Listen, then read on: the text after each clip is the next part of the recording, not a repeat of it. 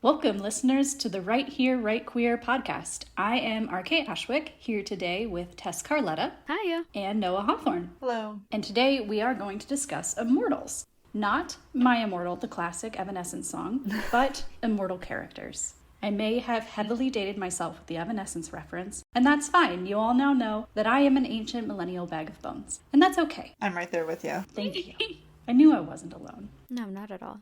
The first question is, who are your immortal characters and why are they immortal? I'm going to start this real quickly and say this is not going to be a spoiler-free conversation. So if you haven't read our books yet, please do so, lest you be spoiled for the immortal greatness. That is a good point. Thank you. So my immortal character is Thatch Phantom. He's in the Famine Rooks, the first book in the Adventures in Levina series, and yeah, he's the big time immortal. Why is Thatch immortal? See, that's spoiler material right there, Tess. You know. Okay. And I do have to point out that my immortal and Tessa's immortal look suspiciously similar, and we did not know each other at the time of writing our books. We didn't know each other at all. No. We just wrote really handsome redheaded immortal guys, and you know what? That's life. I think it just means you both have good taste. I agree. Honestly. Well, Kit and Basie is all about immortals, so Kit and Basie, spoiler alert, are both immortals, but the book primarily follows Basie, who was raised by an immortal woman, grows up an immortal guy, and then coincidentally sells his house and falls in love with another immortal guy. And they are immortal because I was playing around and I wanted something really accessible to start with that doesn't look too different than the kind of life that we have current. Aside from, being alive for several more generations. Aside from that whole thing, everything's completely the same. Yeah, they're all normal and fine. Yeah, everything's fine. I mean, I don't know about fine, but...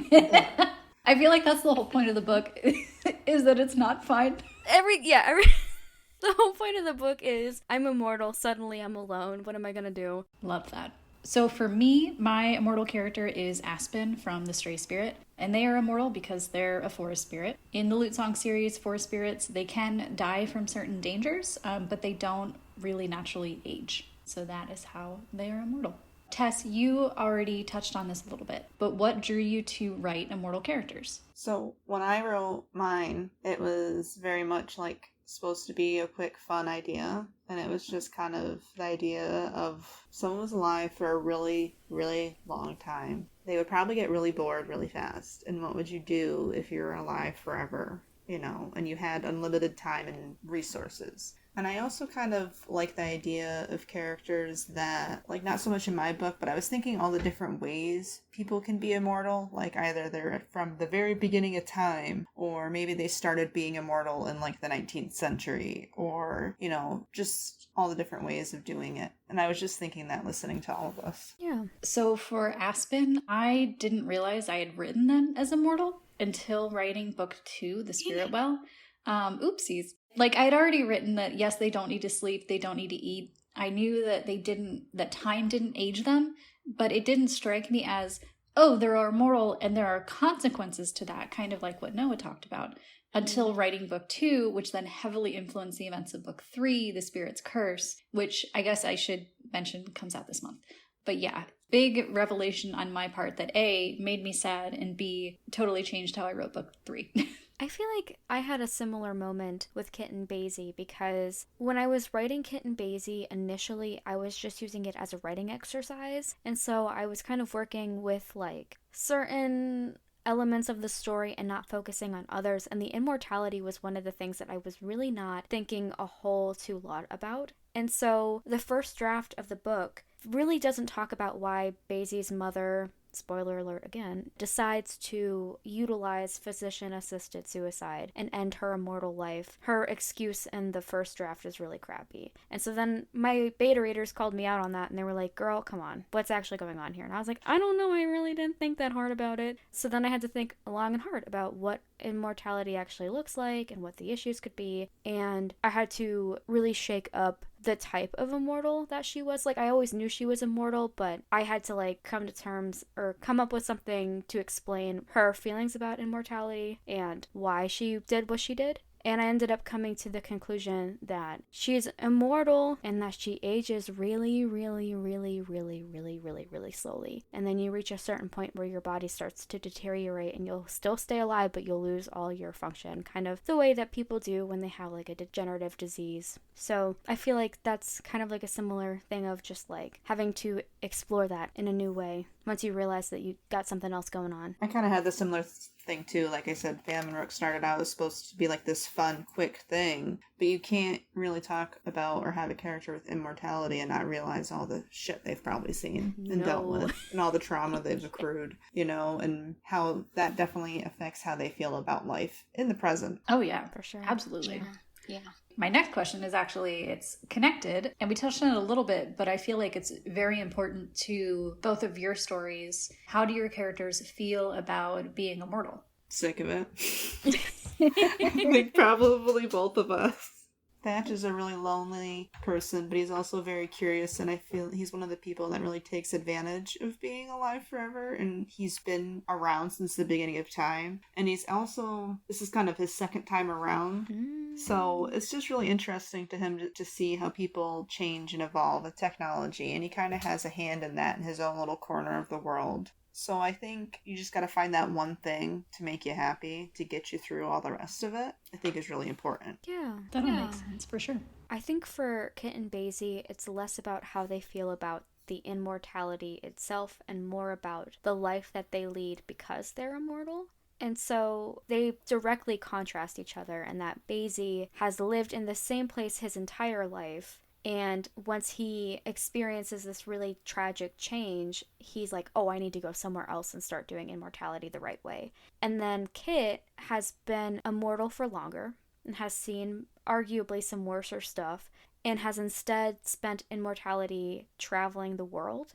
And I don't really talk about it too much, but you can tell because Kit has photos everywhere and artifacts everywhere and can speak Spanish and little hints that he has kind of gone out and experienced the world, and he's at the point in his life where he's ready to settle down and stop traveling. And they kind of meet at this crossroads in Long Lily selling the house and buying the house and everything. And they have to decide what their relationship is going to be, what decisions they're going to make. But I feel like they're both just so used to it. They don't have that same loneliness that Thatch has, because for Basie, he's always had his mother and his entire town, his community. And then when Kit moves in, he's got Kit. And then Kit, I feel like, probably hasn't had time to feel lonely because he has been traveling around so much, despite not really having that same emotional support that Basie does. Yet, he moves into it.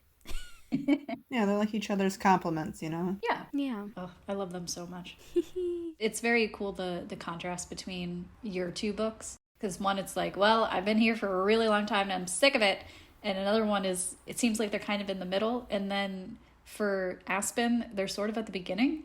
We don't get Aspen's POV until book 3, and so we don't really know what they think about being immortal. And honestly, like, at the beginning of book 3, they're pretty okay with it because they're still relatively new to the human world. And so they are kind of getting all those new experiences still, like hanging with their friends, learning new things, reading books, going to festivals. Like, it's still like a pretty positive slice of human life for them. But at the same time, they are very much ignoring what the far future could look like, where their human friends have passed and they've already kind of experienced everything. And they get to that boredom that Noah was talking about. And another spirit named Shrike actually confronts them directly about it, asking what they'll do once they've reached that point. And Aspen internally admits that they have really been blocking that from their mind. And they have to kind of admit to themselves that other spirits are thinking about that and they don't necessarily want to stay that way. Because the whole thing in book 3 is that spirits are now, for various reasons in book 1 and 2, they're now awake, they're kind of mingling with human society, but their starting point was kind of them being in like a nice peaceful stasis in their groves. And they've just learned at the beginning of the book that Aspen doesn't know how to return them to that life. And so they're sort of like stuck in this new consciousness that they can't get away from. And so they're kind of having a big existential crisis. And Aspen was like, oh, yeah, I guess we need to find the answer to this, because suddenly there are hundreds of spirits looking to me for solutions. And I didn't really think this was a problem. But so, yeah, that's kind of a big point of growth for them. Well, growth for a spirit. But yeah, it's weirdly a big part of the book. Wow. Oh, I'm so excited to read it. Like you say, it's like the beginning, middle, and end. It's very cool how that kind of turned out. I thought it might be helpful to talk a little bit about how you write immortal characters because I did not anticipate the types of things that I would encounter while writing them. So, just some things if you're thinking about adding immortal characters into your work, things that you might want to keep in mind. The first being that different immortals are going to have different personalities, different ways of speaking, depending on how they lived their immortality. For example, Kit grew up at the end of World War I into World War II, so his manner of speaking tends to be a little bit more formal, and he tends to have a little bit of a calmer disposition about him, and just feel a little older in general compared to Basie, as where Basie, who has been living in the same small Pennsylvania town for 77 years, kind of sounds more like us. Because I imagine, like, if I lived in my hometown my whole life, I'd always probably talk like them. So that's one thing to think about. And, like, along with that, the character's maturity. So a lot of people, when they first read Kit and Basie, were thinking that Basie is kind of immature, and guess what? He is.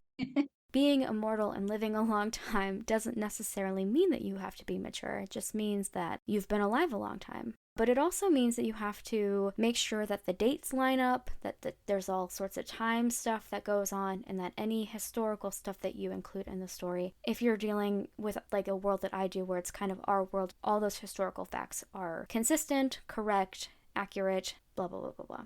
So that's something to think about when you're working with immortal characters. Yeah, mine are a little bit more technical. So a couple things I had to think about with an immortal is one, and Becca kind of talked about this, do they have to sleep, eat, and drink? Do they age? When they're injured, do they heal normally? Do they not heal at all? Do they get, like what's the magical healing like? How does that work? And like you said, what have they experienced? And even in my world where it's a fantasy, I have a lot of world building that goes back, and since he's seen so much, I had to figure a lot out before I was really like ready for it. And like family trees also of people that Thatch knows really helps. Just a lot of, it's that meme from The Office where you're connecting strings. Yeah. Like, if you think you might need more, you definitely need more strings. I love that. I think the last thing maybe to add to that is kind of like adding fun little details from an immortal person's past if you're meeting them in the middle or towards the end of their story. Like, there's a part in Kit and Basie where Kit is telling Basie about his time in the military, and Basie doesn't know at the time, but he's describing his time in World War II, and he's talking about the guy he first fell in love with, whose name was Axe, and one of my good friends was like, I'm besotted with this story. This little detail of his past life makes me so much more endeared to him. And she liked it so much that I wanted to tell that story, but I didn't think anyone could do it except her. So I paid her to write out that story, and that's what's in Patchwork in the back. So she writes this absolutely devastating story about Kit and Axe falling in love in World War II, and it's tragic and terrible. But I just think like fun details like that can help make an immortal person who feels very lofty maybe, and so an immortal person may not feel relatable to us, and then these little details and pieces of humanity in their story can help make them feel like they're one of us. They're just got a lot going on in terms of their background and their timeline. No, I love all those points. What are your favorite books that you have read with immortal characters? I was staring at my bookshelf earlier, and it's like, okay, I love vampires, but not all vampires are immortal. And I didn't feel like trying to figure out which ones are which. But I do really love Silver in the Wood by Emily Tesh. The Ruin of Kings by Jen Lyons does immortality in a way that is like reincarnation, but on steroids. Oh. And I call it immortality because they're still remembering, like they're a spirit. Oh, I love that. Like they remember all their lives, even if they're in a different body. All the partners reconnect, you know what I mean, in each lifetime. So that's why I call them immortal. I don't have a favorite book.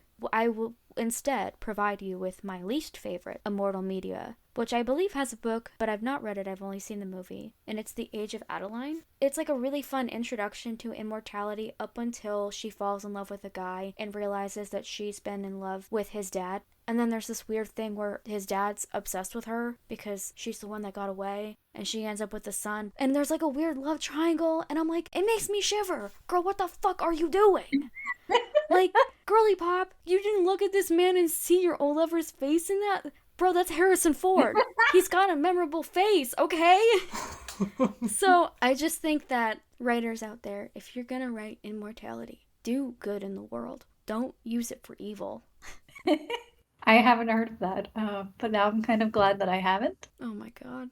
It's like rom-com drama, like classic, but it's got that achiness. Like, he sees her for the first time and a shiver runs down your spine because he's looking at her with so much desire. And I'm like, you're an old dude. She's taken. I have seen that clip so many times and I'm like, what is going on? Your time is done, my guy. Get out. Get out of here, Harrison Ford. And he doesn't, in fact, get out. And it gets awkward and it gets weird and it gets sad. And it's like, bro, come on. Anyway, end rant.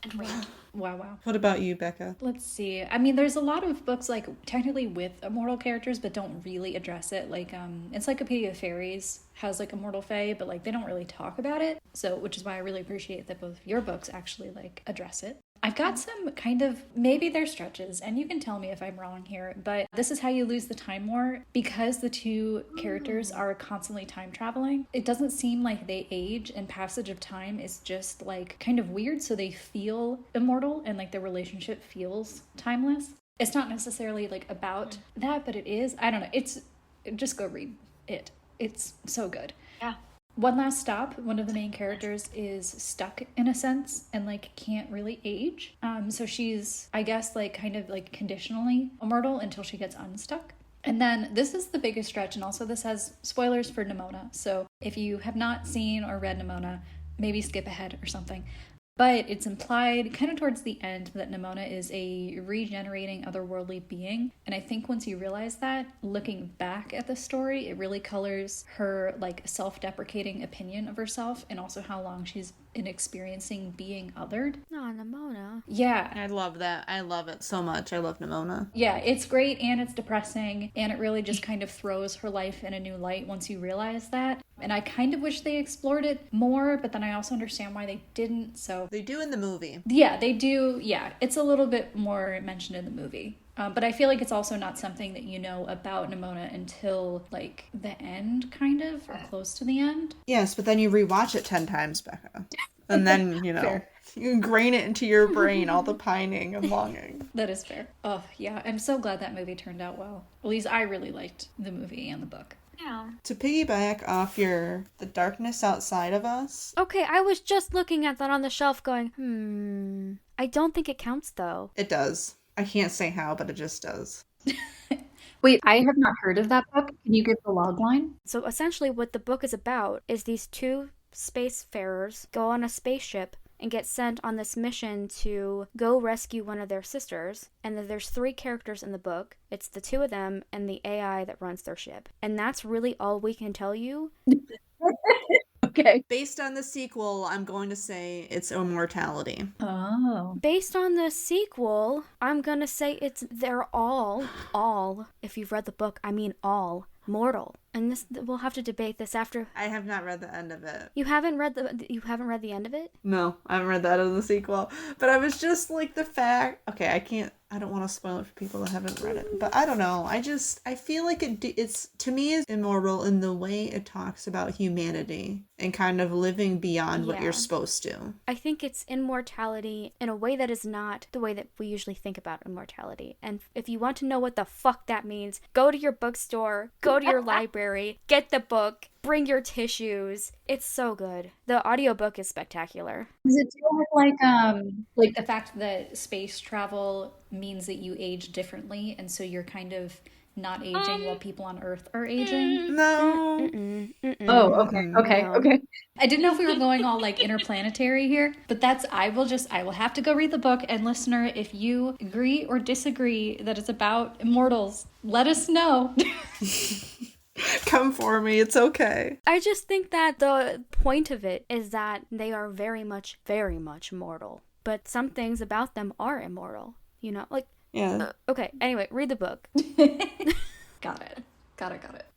Okay, so we have talked about other books with immortality, but how can readers find you and your books with immortal characters? You can find out more about me on my website, Neshama Publishing. That's Neshama Publishing.com. And pretty much on all the social medias. You can find me on Instagram primarily at tess.carletta and on tesscarletta.com. And if you do read Kit and Basie, try to act surprised when Kit is revealed as immortal.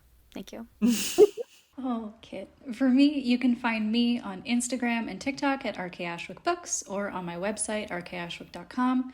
I guess I should mention that if you want to read about Aspen's kind of internal immortality journey, I've got arcs and pre-orders up for The Spirit's Curse right now, so this is a great time to get a sticker and a bookmark and a note from me and a short story and, I don't know, anything else I can add to the pre-order stuff. Wow! Yeah! So, and yeah, of course the book comes out May 26th. And for this group, you can find the Right Here, Right Queer podcast on Instagram at, you guessed it, Right Here, Right Queer podcast. That is RIGHTHEREWRITE Queer podcast. I got the whole thing in there. Thank you so much for listening, and we will catch you at the next roundtable.